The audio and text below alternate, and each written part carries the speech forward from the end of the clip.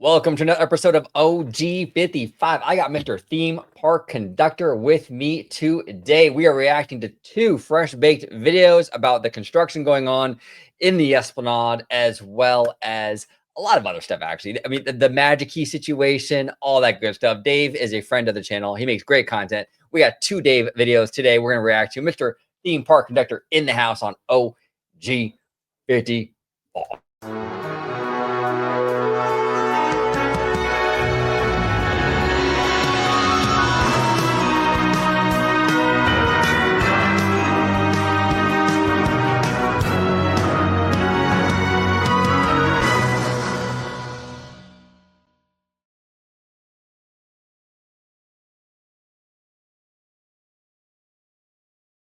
Welcome aboard, everybody, to the episode of OG55. I got the one and only Conductor with me yet again on this fantastic reaction video. Conductor, it's always good to have you on the show. How you doing, man?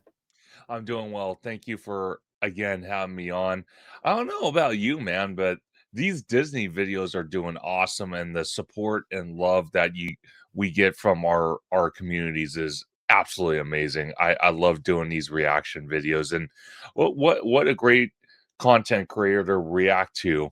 David from Fresh Baked or Hey Bricky, two Disney legends, two Disney titans. So I love it. Absolutely, absolutely. It's always a good time, sir. Where can everybody find you on social media so they can go ahead and show you some love and support you? Absolutely. You could find me Theme Park Conductor on YouTube and Blue Sky at Theme Park Conductor. You could find me on Instagram at theme_park_conductor. You could find me on X at Theme Conductor. You can also find me on TikTok at Theme Park Conductor 1.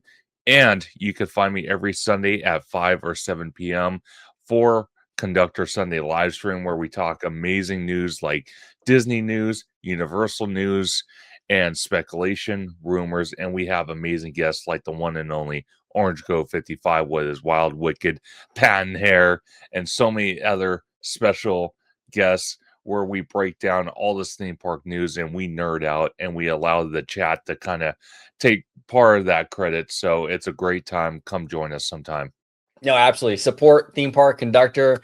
I'm on there all the time. A lot of the OG55 crew is on there all the time. So make sure you subscribe to him because you don't want to miss a lot of great nerdy content. And a lot of it is on Conductor's channel as well. So make sure you subscribe to him 1000%. Now, speaking of great content creators, we got Mr. Dave from Fresh Baked. Dave has been crushing it with the content lately. I mean, he always crushes it, but I mean, this stuff has been fantastic. This is Something is Missing at the Esplanade. Disneyland construction update for December of 2025. They're removing these ticket booths. Porto's is moving in. Finally, it's only been 17 years, but we got it. It seems like 17 years. I mean, it's crazy, right? But Conductor, I'm gonna go ahead and play the video, and you know the drill, man. Anytime you want me to stop, just holler and we'll pause it. We'll talk about it.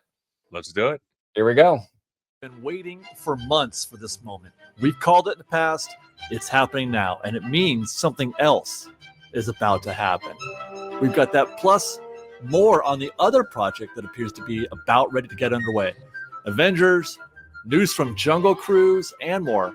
So let's get started. Let's get out to Catella Avenue and look at some trees.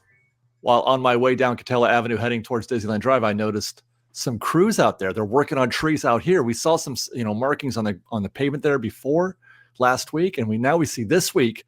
What a coincidence that there's a tree trimming service, Bright View Tree Care Service right here on Catella Avenue, doing some work on the palm trees lining Catella Avenue, creating that barrier between Catella Avenue and the backstage of DCA. Now, again, this is not the Incredicoaster space. This is behind Radiator Springs Racers. Meanwhile, that's tree trimming, not tree removal. So I don't feel like that's connected, but I mean, we're looking out. That's why we're walking this street. It's just a kind of an interesting coincidence that they happen to be here, but I don't think that's the right group. I don't think that's the right tree service that we should be finding here, but we're going to keep looking. We're heading our way down to the corner of Disneyland Drive and Catella. Yeah, definitely a different operation. See that? Now, those trees are spray painted orange. I'm guessing they're dead. That's probably what that is that they're going to remove those because they're dead. Dead trees walking, conductor. Dead trees walking. These are not long on this earth. I can tell you that right now. You do No, not want to be. You do not want to be a tree with some spray paint on you. That's for sure. no, Not a good day to be a tree with nope. some orange paint on it. Or in this case, that one's not dead, but it looks like it's leaning a little too far out into the path. Perhaps it's not growing straight up, it's growing to the left. These are just speculations, a layman's guess at what's happening there. Let's go. Yeah, there you go. They're just trimming. They're just cleaning things up, making things a little less cluttered here, I guess. Usual, routine maintenance. Okay, we've reached the corner. And the corner is where all those portable buildings are. As a matter of fact, this is a view that I don't think we saw this before. Hold on. You know what's funny about this? When I watched this video the other day, it's so funny that this whole area is going to transform for Coco and possibly, preparations for Disneyland Forward. Isn't it highly convenient that we have tree trimming services right on harbor, trimming the trees that supposedly are going to either be moved, saved, or transferred somewhere else? Yeah. No, the tree trimming service. You're right, conductor. It's not a coincidence. And this group right here is going in here to clean things up a little bit, likely in preparation for the wood chippers when they move in. Oh yeah. And start tearing stuff out, So this is all part of that. 100%. I agree with you, man. I remember seeing through that gap. You see, that's backstage. That's the service road that we've been talking about. And right through that building right there on the other side of the fence, the second fence, not this fence, but the second fence, that's one of the portables that are subject to being moved. And so I can't tell if that action is related or not, but that's where we are, at least setting the stage here, where things are going to be happening. And then all of this space out here is going to be subject to removal as well. We have an update on this tree situation, by the way. We talked about this last week. Last week we noted, it's interesting too, before he continues, it's interesting. I didn't realize how much space. I mean, obviously it's not a huge amount of space, Sure. but there's more room here than I thought there was. Like when you look at some of this, it's a good amount of space here. I mean, if they were to dip into this area for Coco, it would add a little bit of room, right? Oh, by far. By getting rid of those buildings in the back, possibly relocating them, and then all this green space you have even behind that, I think they're going to have enough room. Now, my only disappointment, and I think we share the same disappointment, is the fact that we're only getting the attraction and maybe some beautiful gardens with some trees and maybe a couple of facades here and there to kind of lead people to the attraction, especially going on the Marigold bridge. Right. If they decide to build that. Personally, for me, like I said, I know we share the same chemistry.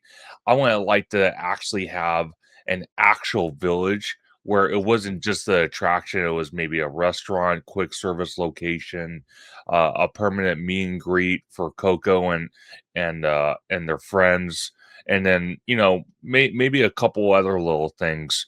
But you take it with a grain of salt, because at least we're getting something like this, and it's based off technology that Shanghai, with their Pirates of the Caribbean, if anyone has watched a YouTube video on that, I think one of the best ones out there is from SoCal 360.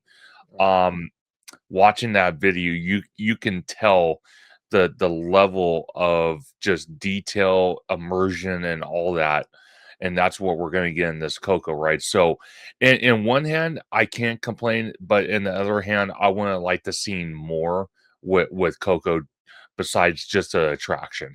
Yeah, I agree with you. I completely agree with you. I think in terms of the attraction itself, I think it's going to be, like you were saying, next generation boat ride, top tier Disney. Josh Giamaro said at D23, this is going to be like Pirates, right? Or it's going to even be like Haunted Mansion in terms of immersion and its overall experience. So I think the attraction itself will be mind blowing. it's the area around it, right? You have arguably one of the weakest themed areas in any Disney park, which I think is Pixar Pier. I've made the case before. It's not even really themed Pixar Pier. Pixar Pier is decorated, and there is a difference between decoration and theming, right? Oh, by Decoration, yeah, I mean, decoration is you just put a bunch of pictures on the wall. Like, you know, like the Pixar hotel is decorated to Pixar. It's not really themed, right?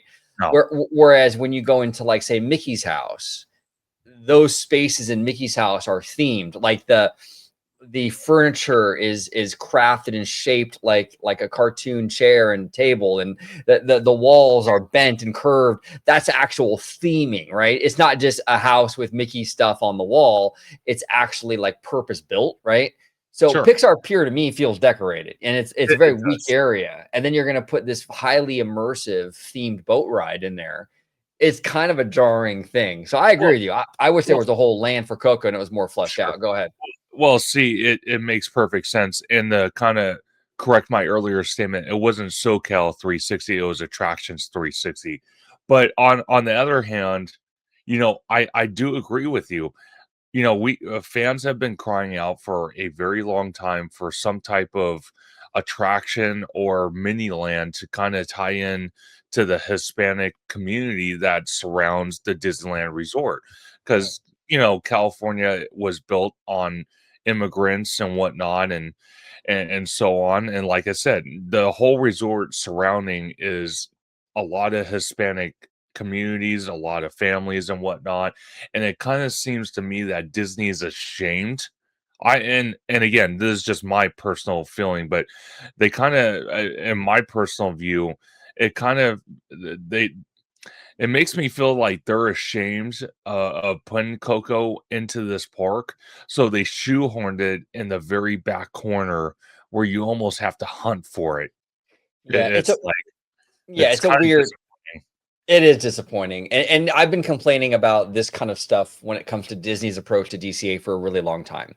I feel like Disney sort of like I feel like the mindset at Disney, and like I said, I could be wrong. Like you were saying, I mean, I could be wrong too. I'm Sure. not like an insider. I don't have any special access or anything like that. But I feel like Disney's mindset when it comes to DCA is good enough is good enough. Where it's Yeah. like, okay, that works fine. Where if they put something into Disneyland, it's like they pull out all the stops. Like they will reroute the entire rivers of America to make sure Galaxy's Edge fits perfectly, you know. But out here at California Adventure, it's like, yeah, let's just shove Coco in the corner, and I just don't like the mindset. I mean, look, I Well, understand Disneyland is Walt's sure. park, but DCA Yeah. sits feet away from that. Like the Yeah. same fear should be put into it, right? Yeah, you would honestly think, but see, you made an excellent point. Disneyland is always going to be Walt's park.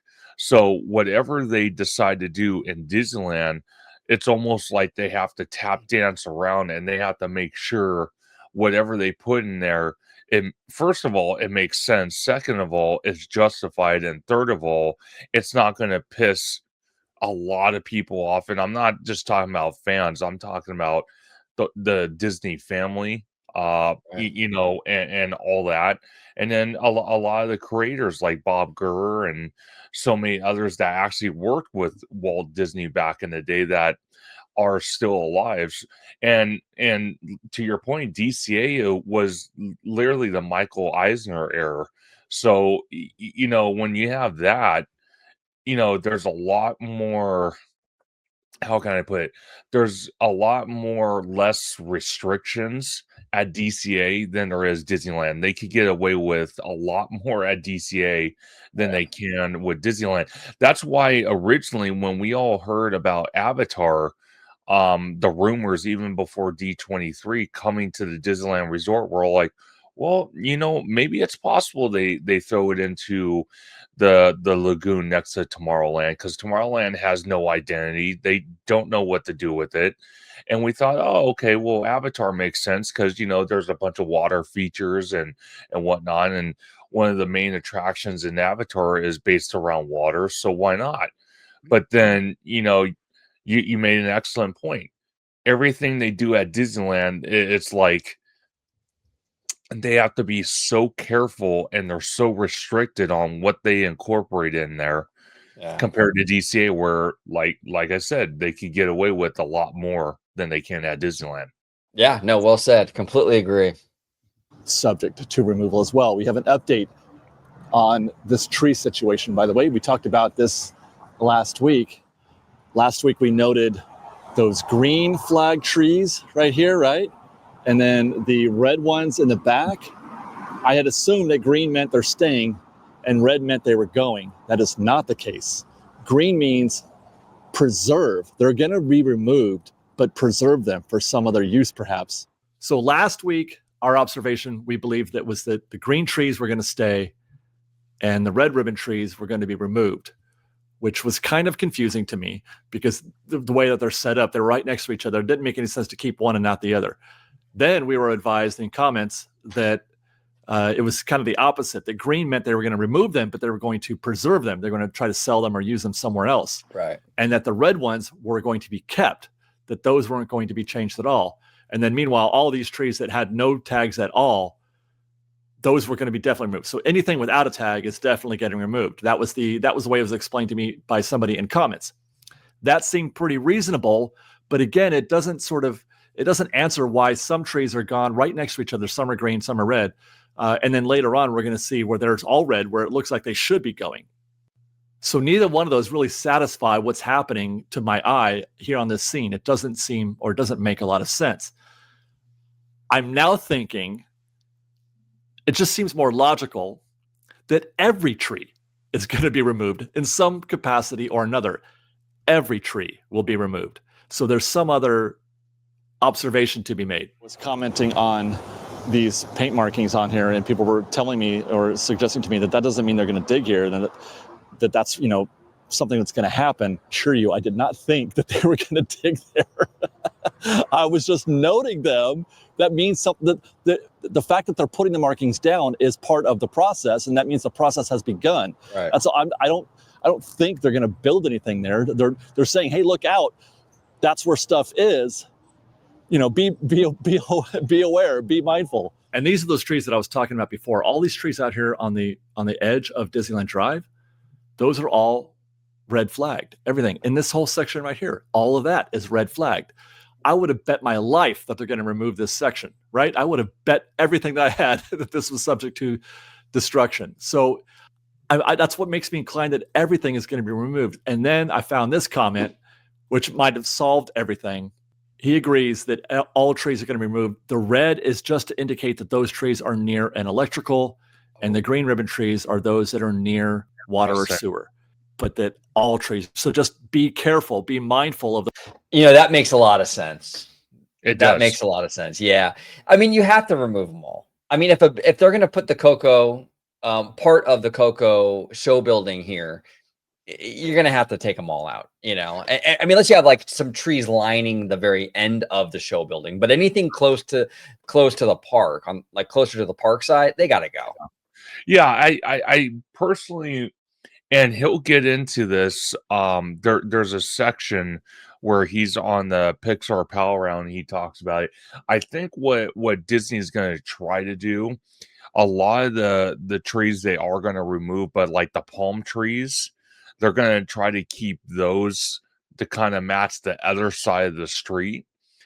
But all the other shrubs and other trees, I think they will annex. And like even some of these palm trees right here that are a little too close, they'll probably get rid of. But a lot of the palm trees that are literally right next to the street that are kind of in how can I think it, in formation, I think those will stay to kind of keep that border that they have on the outside, the outskirts. Yeah. So we'll have to wait and see. But I found that very, very interesting that one of his viewers posted that comment, because now that's starting to make sense. Green, red, and I think there was even an orange tag on some of the trees. So that makes a lot more sense on different utilities. So I'm glad that person clarified that. Yeah, no, that does make a lot of sense because these trees have significant roots in here. I mean, a lot of these trees have been here since the DCA addition. I mean, Oh you're yeah, talking some of these trees have been here since, 2001, 25 years, 24 years.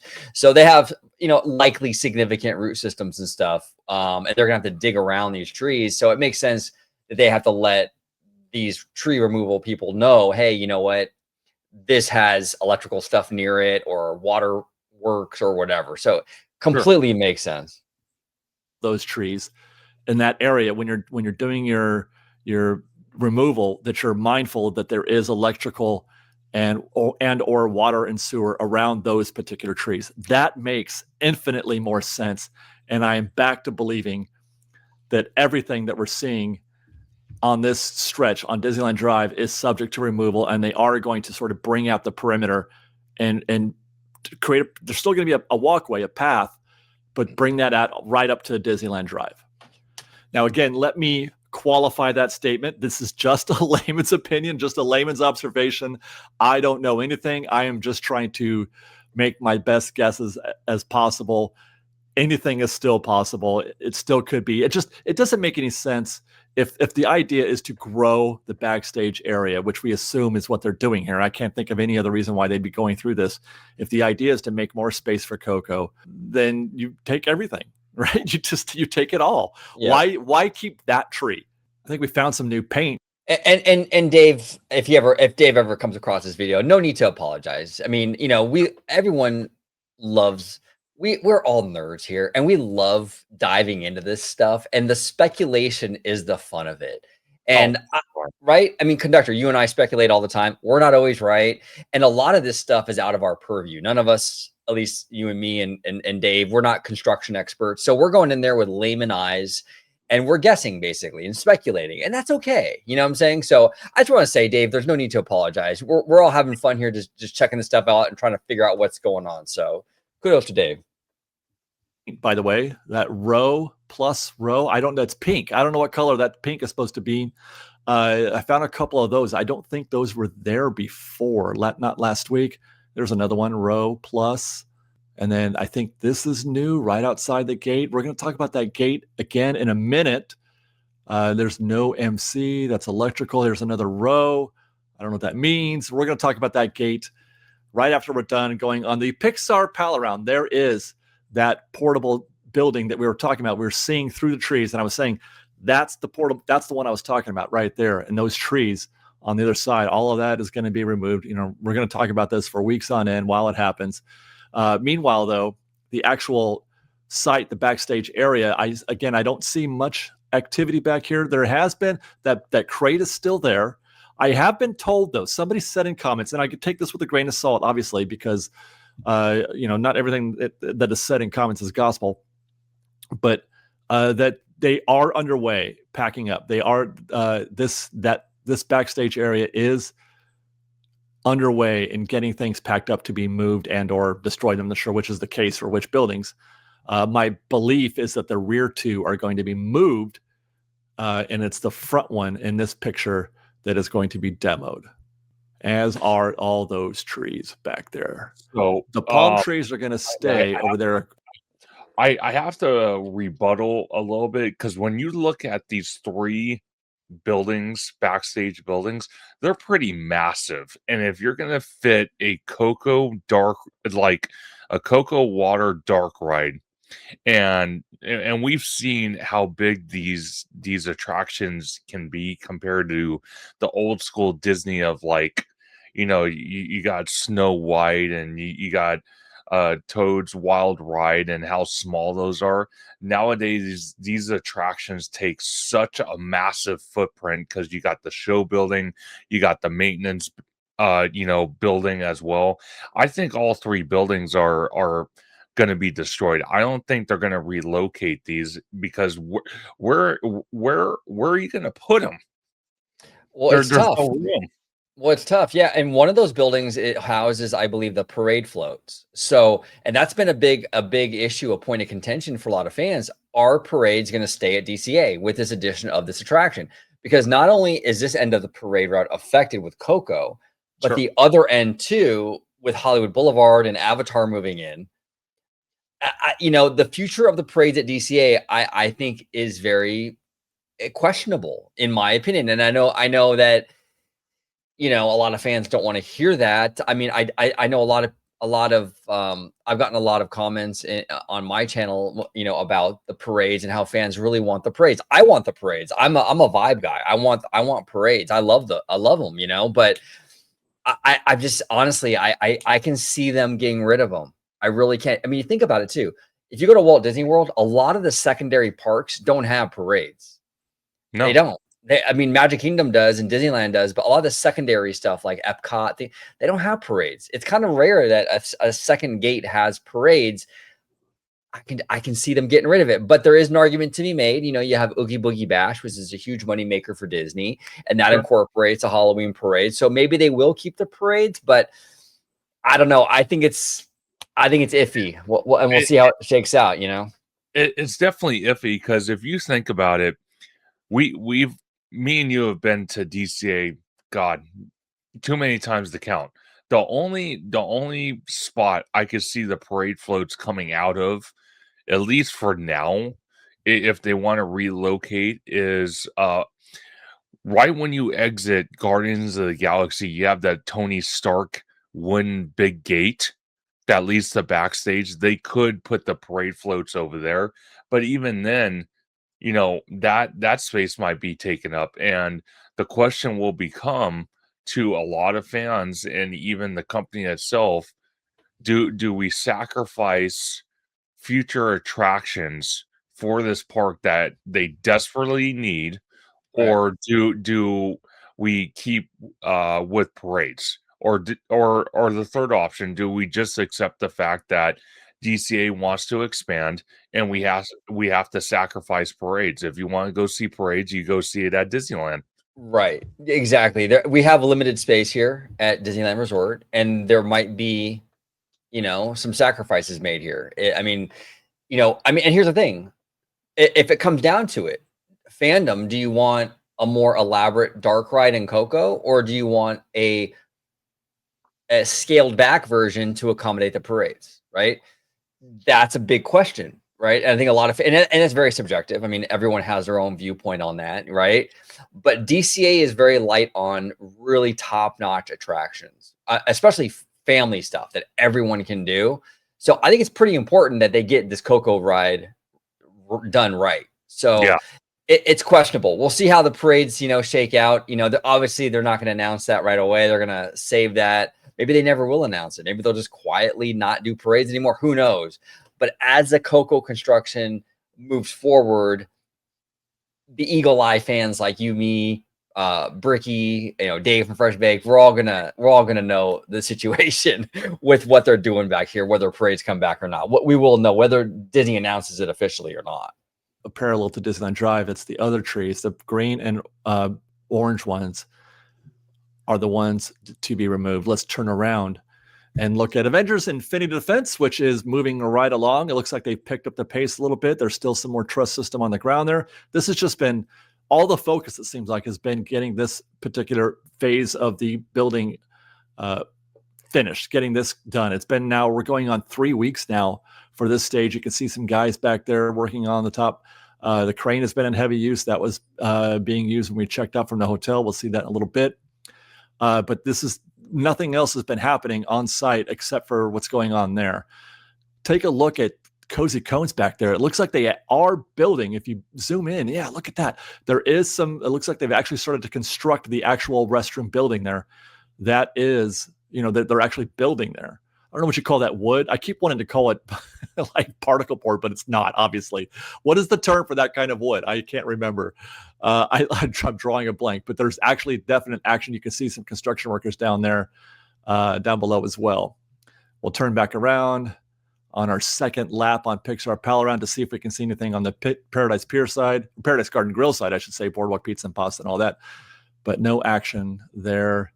Panning around and about. And real quick, I'm going to go back just a little bit.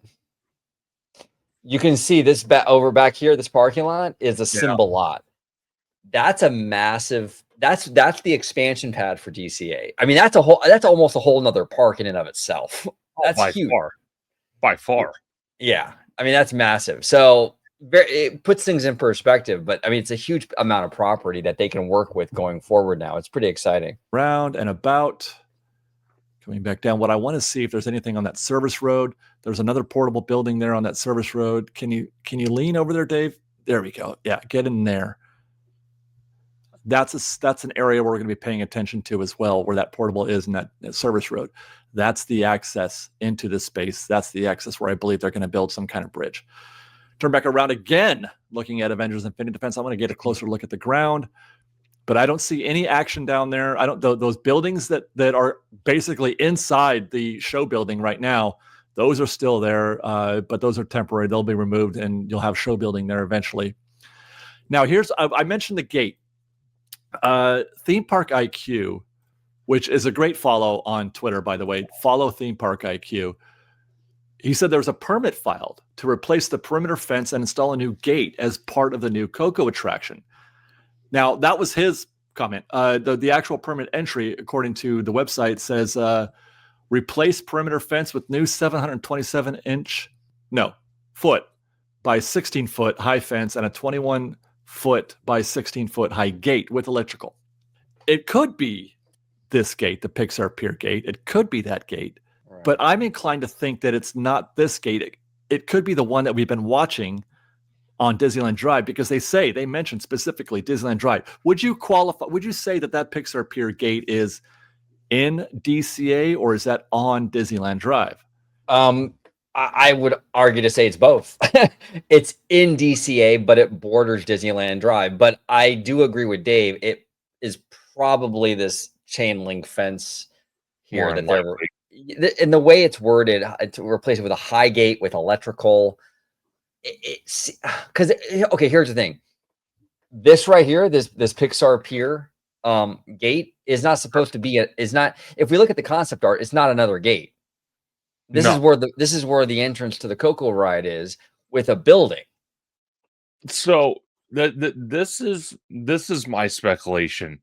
And it's very interesting. You said, David said with electrical and all that, it's going to be almost like an automatic gate that we see kind of like at, a private housing tracts and condo communities, the security gates and whatnot.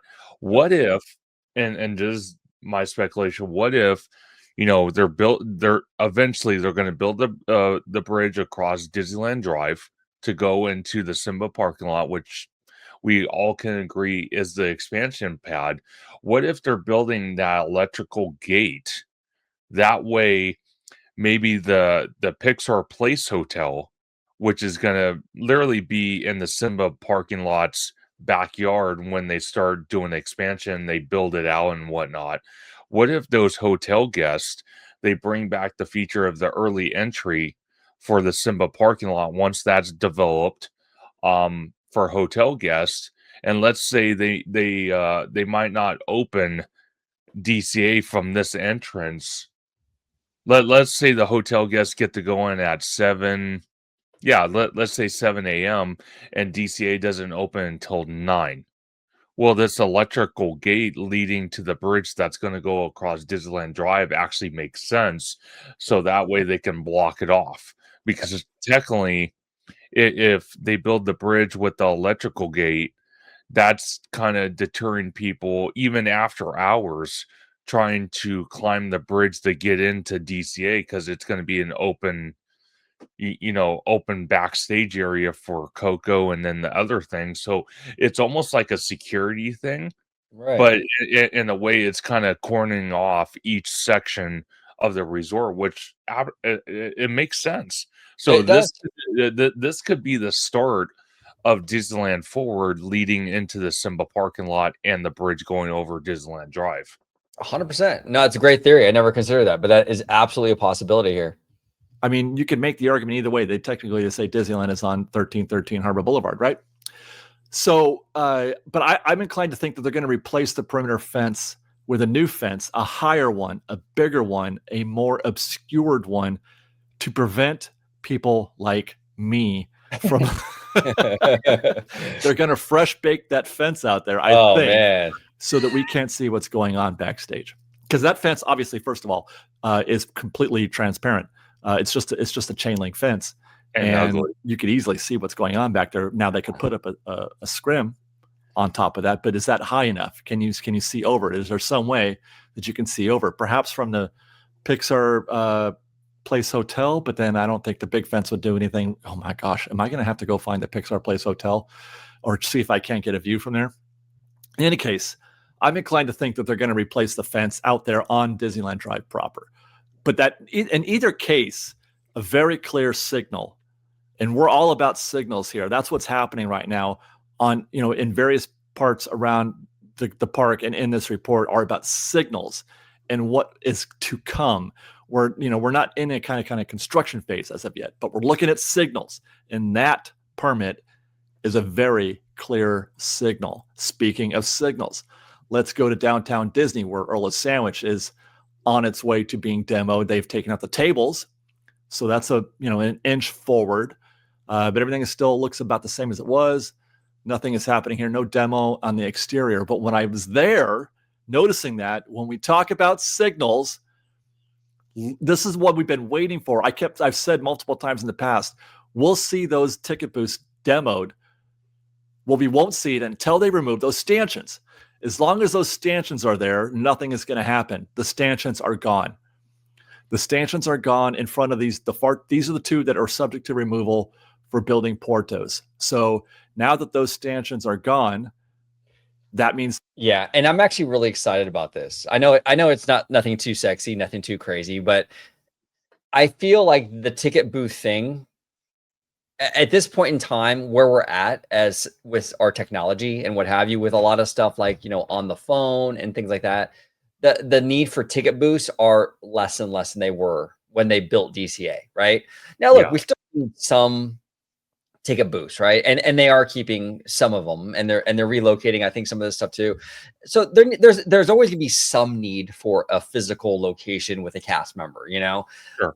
but you can get this is way too many for how the resort and how we as a society just kind of like operate at this point.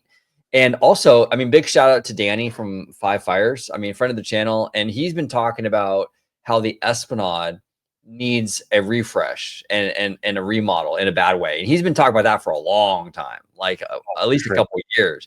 And this is the beginning of that Esplanade kind of refresh. I mean, it's going to be piecemeal here and there stuff, but this Portos thing is sort of by default kind of encroaching in on the Esplanade and kind of it's going to beautify this area.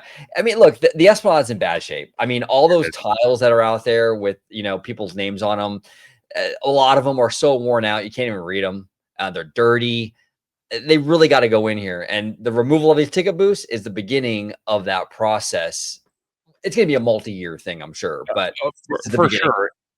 And then when you look at the Disneyland entrance with the gates and all that, and you look to the left-hand side where Lost and Found is, and the temporary ticket area is where it's kind of intermixed with the two, they still have room to the very far left.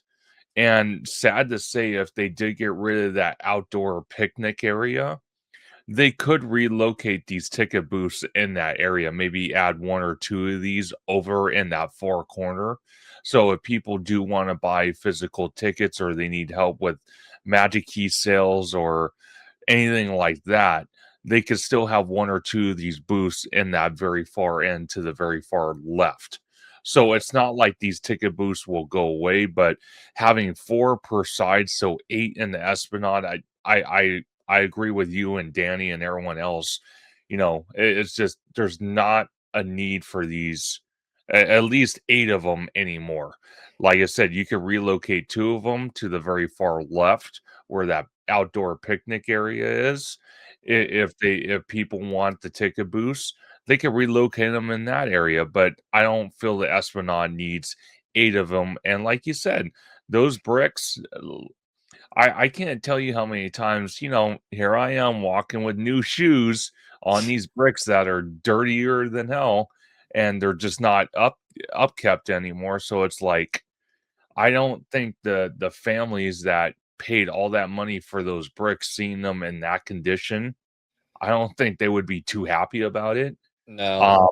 So, Uh, maybe they can carefully remove those bricks, clean them up, maybe incorporate them in the esplanade somewhere else. Maybe like create like a wall or something and put those bricks on that wall or something. yeah. Just No. not have them in the floor anymore. Yeah, I agree. And I actually do have a brick with my ex-girlfriend, two girlfriends ago, actually. I mean, this is an old school relationship. I mean, we're talking like Oh, wow. 2000, yeah, like 2005, we were together. And her and I, we got a brick for Disneyland's 50th anniversary. So I do have a brick here. And Oh, I you gotta saw show me sometime. I'll show you. I'll show you, but it's looking rough, man. I mean, the brick is like in bad shape. Yeah, all of them look bad though. I mean, Sure. a lot of them have like all kinds of chips, and the medallions aren't like they're all like Jeez. dirty, and some of them the medallions are even like out or like not even in there, and it's just Oh, bad wow. show. They're on to the next stage of Porto's development, which means the destruction of the ticket booths, and then it's going to be the destruction of.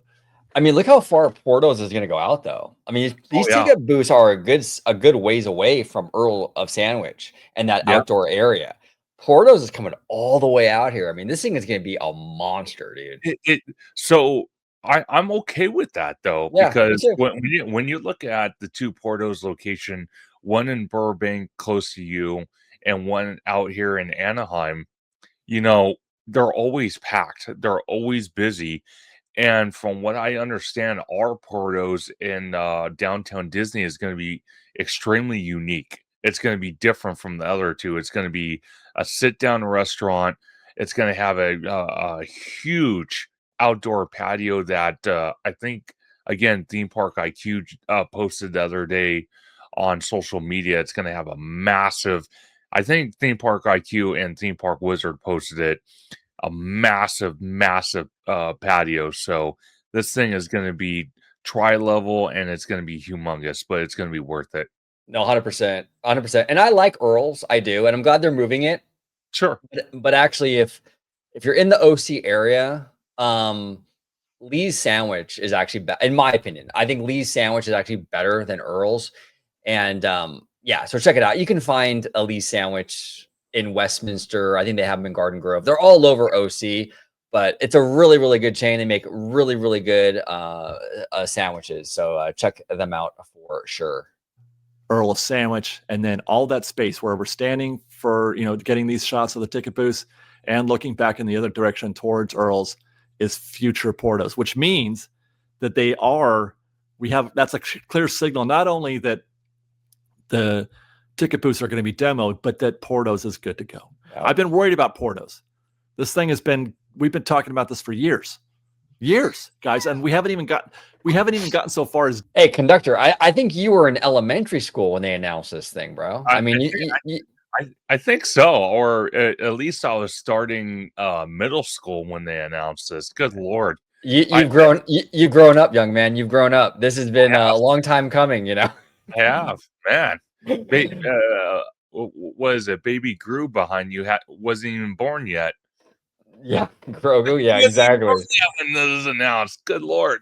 I'm telling you, it's crazy. It's absolutely crazy. Demo. We just closed Earl's, and they've been talking about this for years.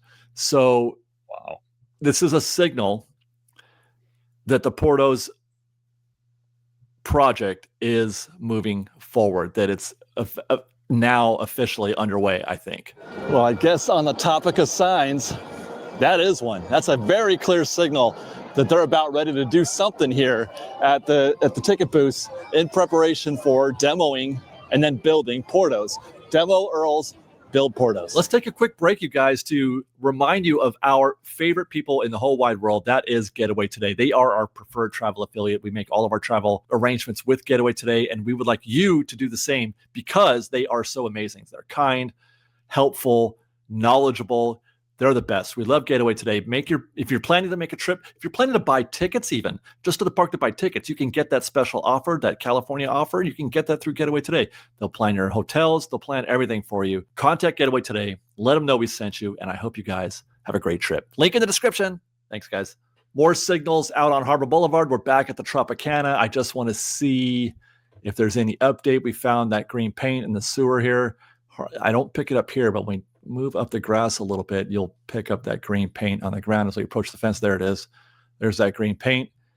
And then as we look through the fence, you'll be able to see the survey markings, the line work that's happening out there. Same thing that we saw on Disneyland Drive: white, red, yellow. Okay, so I'm going to link this video down below so everyone can watch the entire video. Big shout out to Dave. We got more Dave, though. We got another video we're going to react to for Dave. But this is great stuff. I've been a fan of Dave and his construction updates since even before the Knothole Gang with Ian. I mean, like, I go way back. I love this stuff and nerding out and like looking at all the different survey markers and the different construction things. It's a lot of fun. But before I move on to Magic Keys, any final thoughts on this one? So actually, I'm super excited to see this construction, and I actually sent you a link on Instagram where it's an updated version. I think he went back to the esplanade yesterday or the day before, and it's actually showing the construction walls. This is pretty exciting. You want to show that real quick? Yeah, thank you for reminding me. Here we go. You caught our construction report already this morning. You will know that we've called the beginning of the destruction of the ticket booth because the stanchions are gone. Well, we're back here on Monday. Stanchions are gone. Yes, barriers are up, and they've put up a construction wall. That sound you hear is not destruction. The sound you hear is them constructing the actual construction wall. But that's it. That's the beginning of the end right here. The beginning of the end of these ticket booths. Just these two. The other ones that are closed are staying open or up for now. And then eventually it's going to extend out here to Earl of Sandwich. So Stay tuned to Fresh Bake. I want to bring this up. The second I hear that a bulldozer shows up on property, I might have to seriously, I might have to, if I'm working that day, I might have to call out and go down there and just film the destruction, because that's the best part of construction, seeing something old like this getting ripped out for something new coming. Then we know for sure something's happening. But then again, I don't want to jinx it, because we said that with the Tortilla Joes and nothing has happened. So it's fair. That's a fair point. That's a fair point. So interesting moves being made. We got more Dave, though. More Dave. Here we go. We're talking Magic Keys now. Disney replacing the Enchant Key with a new Explore Key. Okay. I'm going to smash that like button. Support Dave. I will be linking this channel and his main channel in the description down below. So make sure you support and follow Dave. But here we go, conductor. You know the drill. Enchant Keys are out. Explore Keys are in. Soon Disney will stop selling Enchant Keys and begin selling a new Explore Key. Of course, the obvious question is, what's the difference? What's in it for you as the guest? But the question that I would want to ask is why? Why would Disney feel the need to make what is seemingly an unnecessary change? Let's break it down and try to find out. There are 4 Magic Keys presently. There is the Inspire Key, the top key, the Believe Key, the former Enchant Key, and then the Imagine Key. No other changes to the other keys, no changes to Inspire, Believe, or Imagine. They're going to be exactly the same. And for what it's worth, it feels like the Enchant Key and the Explorer Keys are also almost exactly the same. We'll talk about that in a second. On January 13th, you will no longer be able to buy a Enchant Key. Not that you can buy them now. They've been off the market for a little while now. The only keys you can get right now actually are Inspire and Believe. January 13th, you'll no longer be able to buy the Enchant Key. You will be able to buy the Explore Key. I'm trying to keep these names straight. Those who do have an Enchant Key today will be able to continue using that for as long as they are active until they expire. But when their expiration date does come up, you will not be able to renew the Enchant Key. You can only renew into one of the higher key keys or the new Explore Key. For what it's worth, I would imagine on that January 13th that they would probably start selling the Imagine Key also for those who are interested. I'm thinking they're going to open up sales for everything on January 13th. Possible that they would stop selling Believe and Inspire. This is the way they've been doing it lately. They've been selling 2 and not selling the other 2, and then they just go back and forth. That's been the trend of late. We'll see on January 13th. So what is the value of this new key for Magic Key holders? What's in it for you? And it's actually, well, it's a minor switch, really, and that's it. The discount is the same for merchandise and food ordering. No So change there. The discount is the find same for parking at Toy I Store. find this very interesting, OG, because we have the enchant key, and David says this I think towards the end of the video, but I want to bring this up now, is that when a company does something like this, like Disneyland, and gets rid of a key that we've had for years and years and years and replaces it with something with a different name, basically the same thing, a little more expensive. I think it was like $20 more than what the Chant key is. We don't know what the dates are going to be yet. They haven't released it. Um, it makes me wonder if people are going to jump right at the chance to buy this thing because it's shiny and it's brand new, but it almost seems like verbatim, it's almost the exact same thing, and you're Yes, and paying more for it. yeah, no, you're right, and I was actually going to bring that up, and you're absolutely correct, conductor. You bring up a great point. It's nearly the exact same thing with a new coat of paint over it, with a new shiny new name. And that's what this is. They are probably, I'm guessing they are probably having a harder time selling the enchant key. Okay, that's why this, again, I'm speculating, but they're probably having a harder time moving the enchant keys. So they're like, you know what we'll do? We'll rename it. We'll call it the Explorer key. We'll add like, I think there's, if I'm not mistaken, they added like some days in June or something like that, but very minor thing. They did, and it looks like, and I could be wrong on this, it looks like they added some new features, so I'm not disappointed on where they're going with this, because I don't remember. Maybe you might remember. Did the enchant key ever have a discount for Lightning Lane, or was that Believe and higher? That I don't know. I'm not really sure, to be honest with Okay, you. Yeah, I I don't have a key, so I don't think there was a discount for Lightning Lane, and if there was, it was 15%. Because I thought, if my memory serves me correct, I thought 25% was for the Believe key, which is right below the Inspire, and the Inspire was 50% off. So it makes me wonder now, with them trying to incorporate with the Explorer key, if if it's going to have 25% off for Lightning Lane, the Believe key is going to have 50% off, and then Inspire is going to have 75% off yeah. for the Lightning Lane. And it looks like also the reservations went up, so you can hold, I think it's, yeah, 4 park reservations. What does this mean now? So all the passes above this new Explorer key is going to get bumped up. So let's say the Believe key is going to now have 6, then the Inspire is going to have 8 or possibly 10. So it goes the same thing with the merch and the dining. Could we see, up to, I think it might go up another 5% on the Inspire key, so we can have 25% off merch and dining. So it makes me wonder if the rest of the other two keys, the Believe and Inspire, are going to be reworked to kind of increase those benefits Yeah, no, as we'll prices see. go up. Yeah, we'll see. Yeah, the enchant key, it says here 25% off the purchase of Lightning Lane multi-pass on days when you use your Magic Key Pass for park admission. So interesting.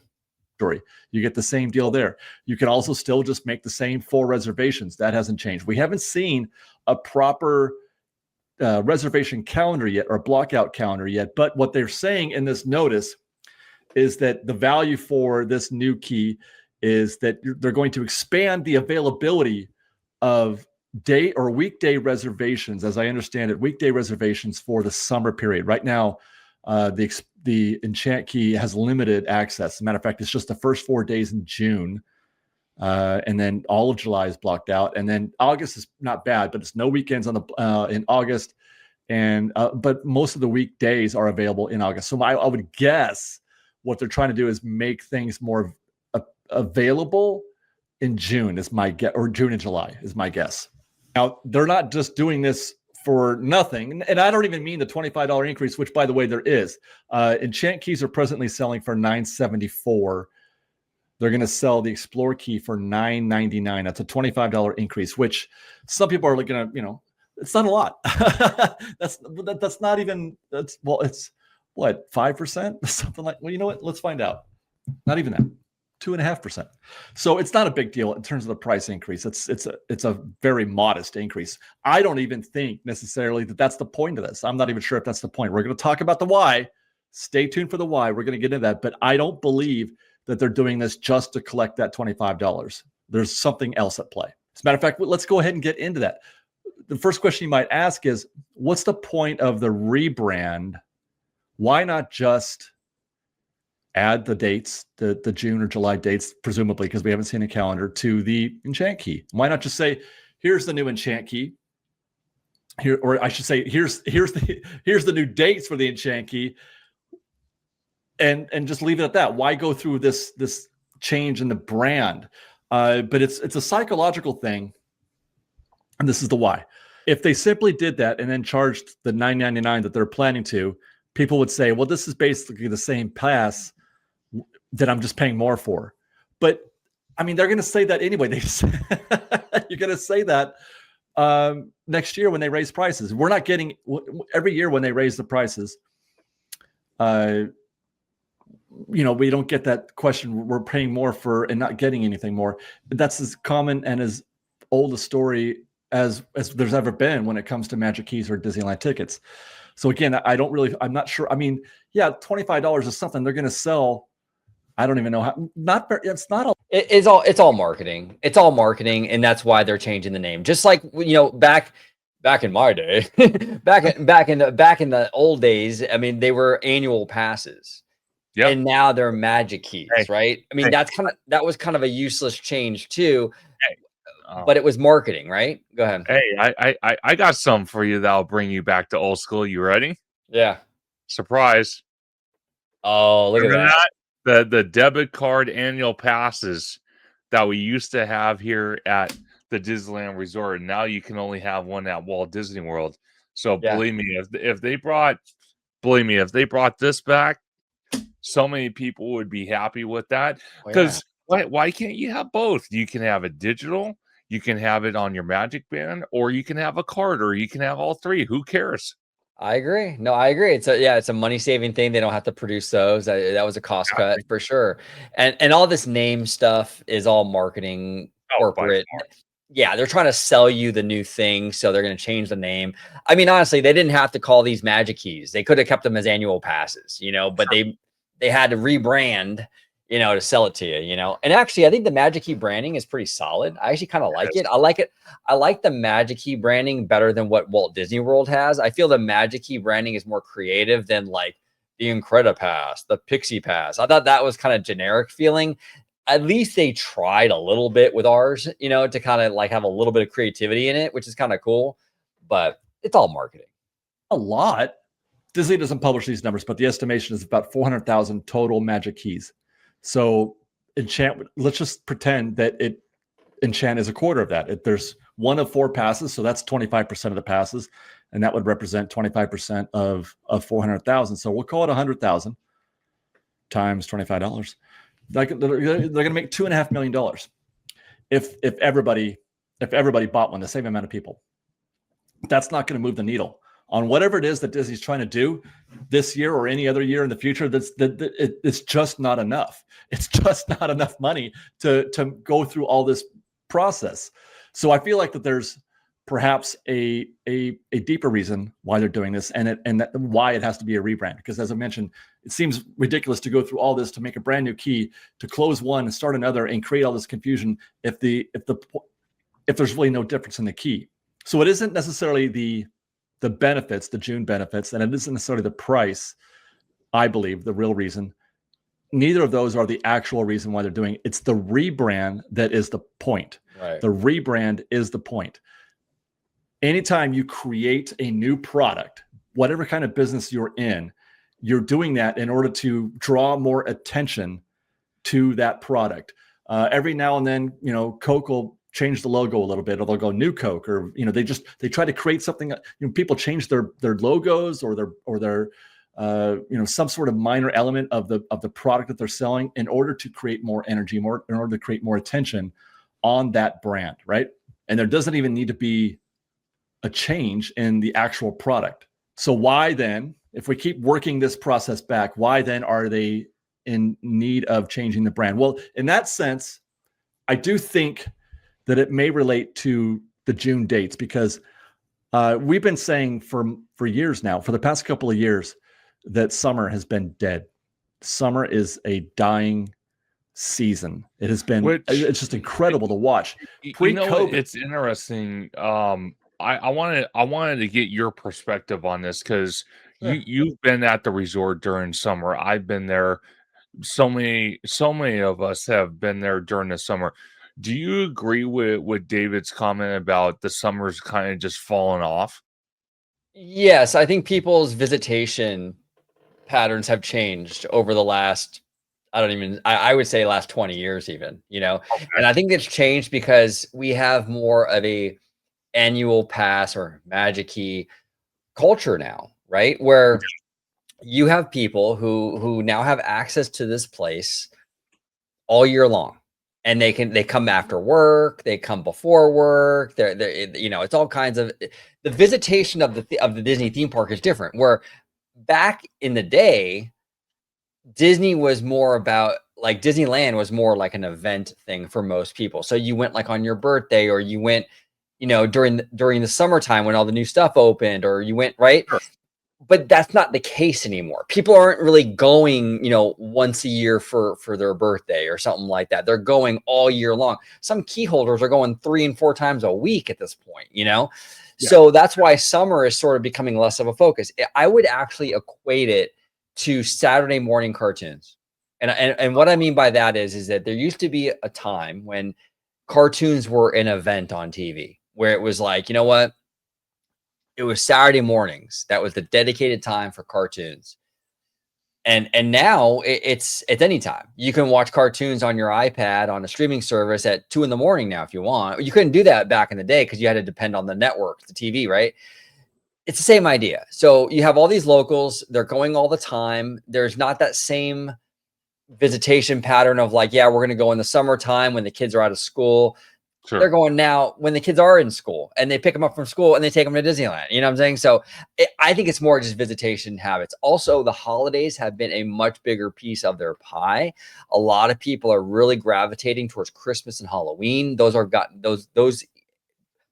part of the year has gotten bigger as well. So that's kind of where my mind is at with it. What about you, conductor? So it absolutely makes sense. So I'm gonna start where you were talking about the holiday stuff, because we're starting to see it.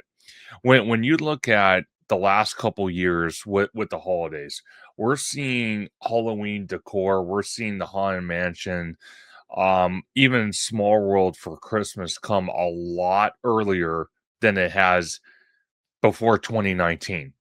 And you and David are absolutely right. The culture has changed over the decades at the resort, and that's just a small piece of the pie. When we look at summer, like you said, so many of us have magic keys and have access to the park. Exactly what you're saying. People go to work and then they come to the resort to kind of just hang out, go eat in downtown Disney, maybe go ride some rides at the parks for a little bit, and then just go hang out. It's a hangout spot, and maybe that's why we're seeing the Disneyland Resort change so much when it comes to price increases for the Magic Keys, price increases for the food, the merchandise, the services, parking, because they're trying to, if this makes sense, they're trying to keep the Magic Key holders part of the resort, but they want to dive deeper into bringing guests, um, vacation guests from out of town, from other states, from other countries and stuff. Because when you look at it, no matter what, however the Disneyland Resort changes in the next 30 years, it's always going to be the park that Walt Disney had the most he had the most involvement with. That's never ever ever going to change. So when people come to Southern California, Disneyland, amongst all the other parks, Universal, Legoland, SeaWorld, Six Flags, Knott's Berry, and I can go on and on and on. Disneyland's a number one staple. When you come into Southern California, you almost want to plan at least a day, if not multiple days, to come to the Disneyland Resort. That's how historic this place is. But we're seeing that culture, like you said, and like David has described over many videos, including this one, that we're seeing a lot more magic key holders have a lot more access than vacation guests coming out of town. That's why we're seeing the Disneyland Resort hold on to the reservation system. That's why we're seeing, like I said, with price increases all across the board. We're seeing reservation slots on some of these magic keys be blocked out because of that reason, because they want to tap into that vacation crowd than the locals. Yeah, Disney wants to create the Disneyland Resort as more of a tourist destination. They've been wanting to do that really since they built DCA. But at the same time, you're right. They want to have their cake and they want to eat it too, right? So they want more tourists, but at the same time, they don't want to completely abandon the locals because the locals fill in a lot of gaps. Like I was saying earlier, where it's like, a lot of these locals come like 3 or 4 days a week. And sometimes they come during the weekdays, like they'll come like on a Tuesday afternoon or whatever. So, and the off year, the off season. So the locals fill in the off season gaps. And then the tourists are really coming more or less during like the traditional times of the year. So Yeah. summer, things like that. So Yeah. it's a balancing, it's a two-prong approach that Disney's kind of doing. They're trying to use the locals for the off season, and then the tourism will kind of fill in the gaps for more traditional times of the year. Definitely. And, like David has been saying with the Magic Keys, this is just the beginning of it. I honestly do think they're going to rework the reservation system as well to kind of benefit the tourist a lot more than we're Yeah. seeing right now. So they are going to tweak it. This is just the beginning of what they have planned, and I'm excited for it. Yeah. Don't get me wrong. I love our locals to go to the park and hang out. It's a great place to hang out, but I would like to see those tourists come in because that's just more money for the resort, which can lead into future new things for the resort that can benefit us all. 100% conductor. I agree with you. And I think Disneyland is a beautiful place. It, like you were saying, it is Walt's original park. It was the only Disney park that he actually enjoyed for what, over a decade, right? Yeah. And I want to share that gift that he gave us to the world, right? And not to sound cheesy, but I mean that it's true. Like I want to share it with the world. I don't want Disneyland to be like a Knott's Berry Farm. And I'm not crapping on Knott's Berry Farm. I love Knott's. I always have a good time at Knott's, but Disneyland is a different animal than Knott's, and it does. I think that you want to have, look, Walt even said it himself, Disneyland is an inspiration and joy to all the world. It's not an inspiration to Southern California locals, right? Like, I mean, he wants it to be shared with the entire world. I want to see more tourism. I want to see more people from Australia, Japan, Europe, wherever, Philippines, whatever. I want to see everybody from around the world show up at Disneyland to experience this amazing place. So, and again, we love our locals. You and I are locals. A lot of our friends are locals. We can still have that locals culture, but I would also see, like you were saying, I would also like to see a little bit more of that international out of state travel as well, and really kind of bring this resort into more of a tourist destination as much as you possibly can. It's never going to be Walt Disney World. There's No. not going to ever be a theme park resort like Walt Disney World. So that's not going to happen, but get it as close to a resort as you possibly can in the middle of Anaheim, so we'll see. When I first started doing this show 10, 12, 13 years ago, summer was the season. that was like, so, oh my God, summer's here. You know, all the families are going to show up. All the kids are going to show up. It's the busiest time of the year. And I remember saying, even that long ago, that there's a certain point in the first 2-3 weeks of the summer season was the deadest we'd seen the park all year.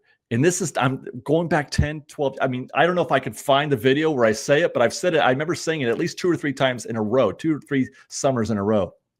Summer is a dying season at Disneyland.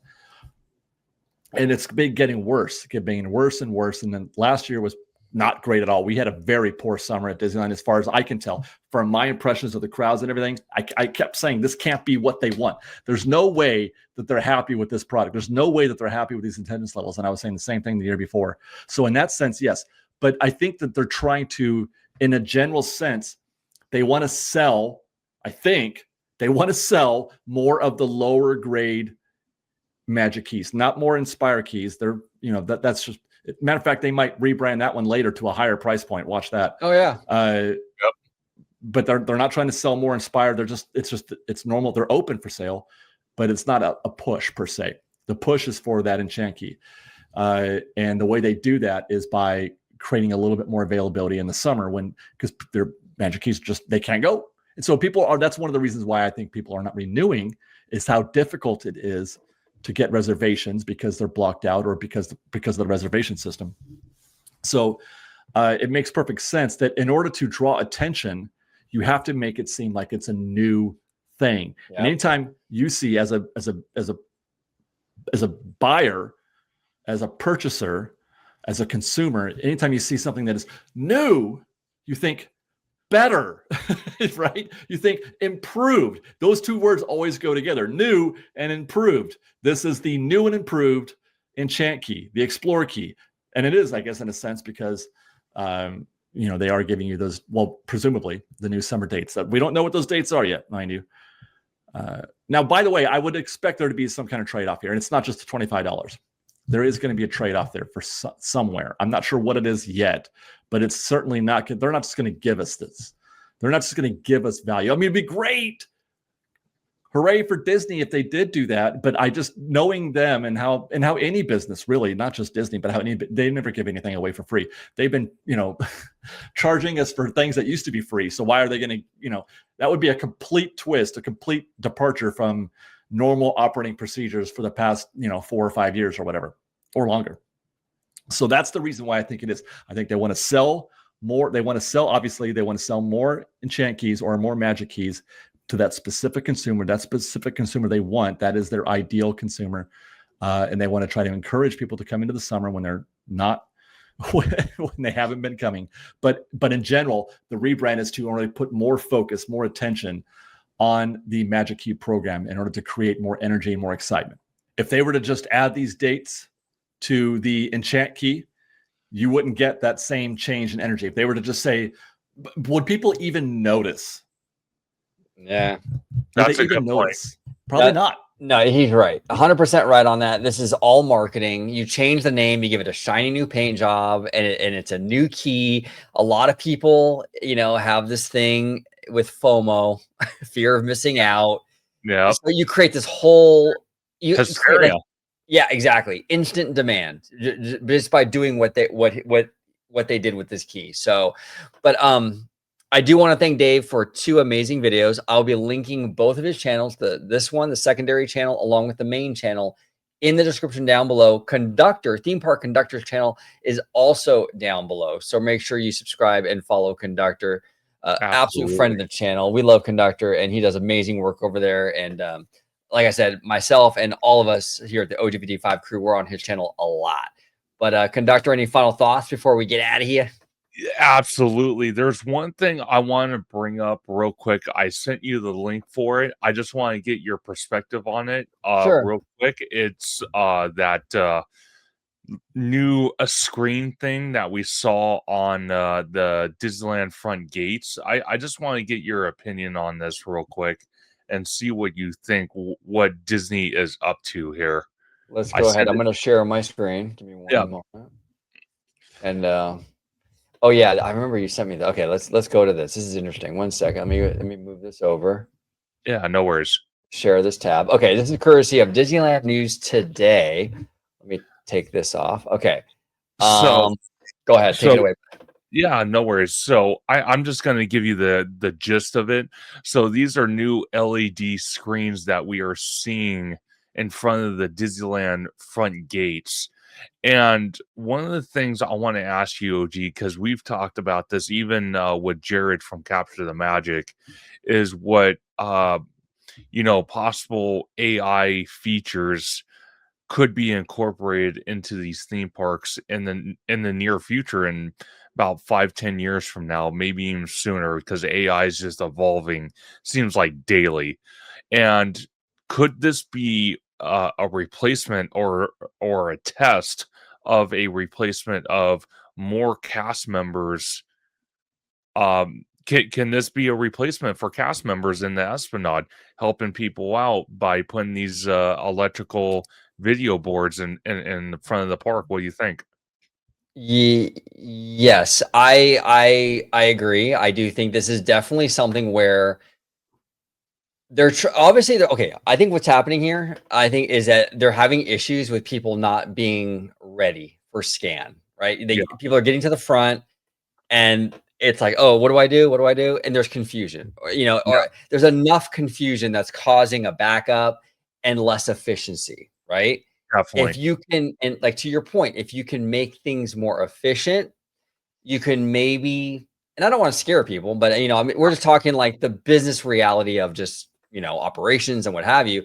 You can theoretically, if things are more efficient, you can theoretically have less people work in the gates, right? I mean, that's just the way it is. So that's a possibility, conductor, 100%. But yeah, I do think there is obviously some sort of issue that's happening where people are getting to the turnstile and they are just not ready, or they're confused or whatever. So these big LED screens are going to hopefully clear some of that confusion up.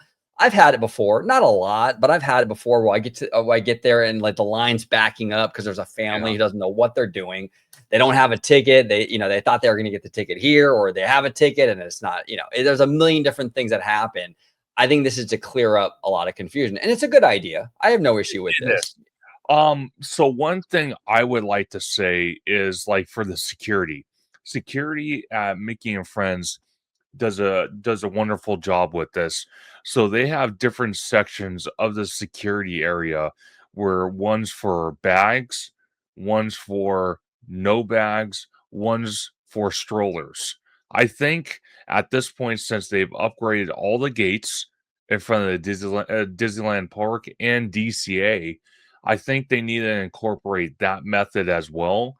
So if there are longer lines, they can be separated out. So people that have magic key or the magic bands have one or two lines, maybe even three lines.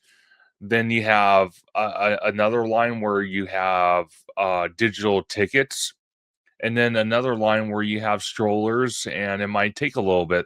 You can segregate this, and maybe these video boards would help.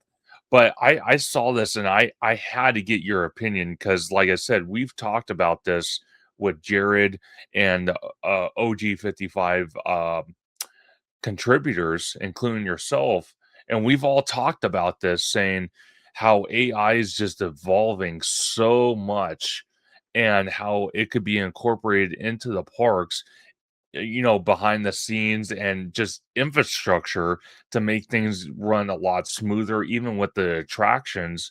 So when I saw this, I'm like, I have to get your opinion and think, could this be a possibility? I'm not saying it Yeah. is, but could this be a possibility of the beginning of replacing cast members by Yeah. putting something like this out? And like OG said, we're not trying to scare anybody, but No. this is just reality. We're seeing it. It's not like it's AI concept. This is actually happening today. Right. So And yeah, no, you're 100% right. And us pointing out the possibility doesn't mean we condone that, right? So what I'm trying no, to say here, just because we're saying, hey, you know what, this might be to streamline the process and have less cast members, doesn't mean that that's what conductor and I want. We do not no, want that. no. But Disney's a huge corporation, and Disney's going to try to, you know, make money where they can and cut where they can. And so now, hopefully this isn't that. Hopefully this is just because the lines are backing up and they just want to clear things up and there's no other thing. But I mean, it's a fair point you bring up, Conductor. It really is. So we'll keep an eye on this. It's very interesting that they're trotting these out. They do seem to be really, the past couple of years, Disney has been really focused on integrating more and more technology, though, into the gate process. When it comes to the turnstiles, we've seen the, like the do-it-yourself stuff where you scan, right? Now we're seeing these LED screens. So they're definitely they're modernizing the turnstile process a lot. So it's interesting. And that is also going to play into eventually a esplanade remodel, reimagining, and all that. So it's all tied together, By far. So, but Conductor, I want to thank you, brother, for joining me today. These are always fun. We like we did, a few days ago.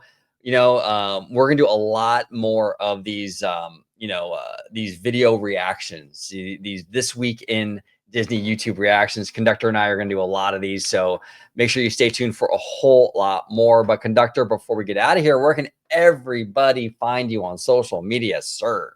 Absolutely. And I want to give a big shout out to our amazing host, Orange Go 55, for these reaction videos. It's so much fun, reacting to these videos and talking it out. It's great that we're seeing the parks evolve with technology, with new updates, new attractions, new lands, new features. So I cannot wait. The brightness of the resorts and the theme parks is very exciting.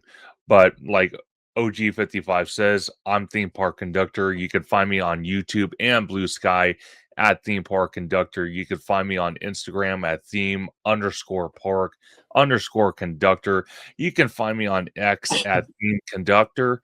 You can also find me on TikTok at Theme Park Conductor 1.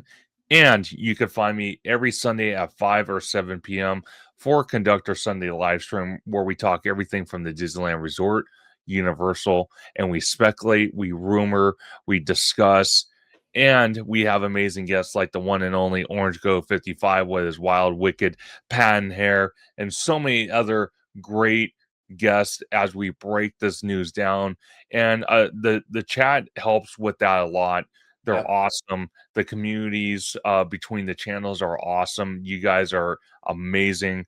And you can always catch me on Orange Go 55, where I'm consistently over on his channel doing these reaction videos and so much more. I want to give a big shout out once again to Orange Go 55. Thank you, Conductor. I appreciate you, brother. And we're going to close out the show. I did add a little something. I'm going to keep this new tag at the end in front of our official tag with Mimi. I added a little something because there's been a lot of talk lately about Tupac, right? With this whole 50 Cent documentary and what have you. And as a kid, I mean, I'm still a huge Tupac fan. I love his music. He's a brilliant mind. And this is a quote from Tupac that I think pertains to us as content creators. Anyone who makes content, whether you're in the Disney space or you do other content, I think what Tupac says here in this little snippet pertains to all of us, and it really is the reason why I think content creation is so important. So I'm gonna let Tupac take it away. But Conductor, thank you so much, and everybody, thank you for watching this episode of OG50. I'm not saying I'm going to rule the world or I'm going to change the world, but I guarantee that I will spark the brain that will change the world. And that's our job, is to spark somebody else watching us. We might not be the ones, but let's not be selfish. And because we're not going to change the world, let's not talk about how we should change it. Thank you so much for watching OG55. Don't forget to smash that like button, subscribe, and become a member today.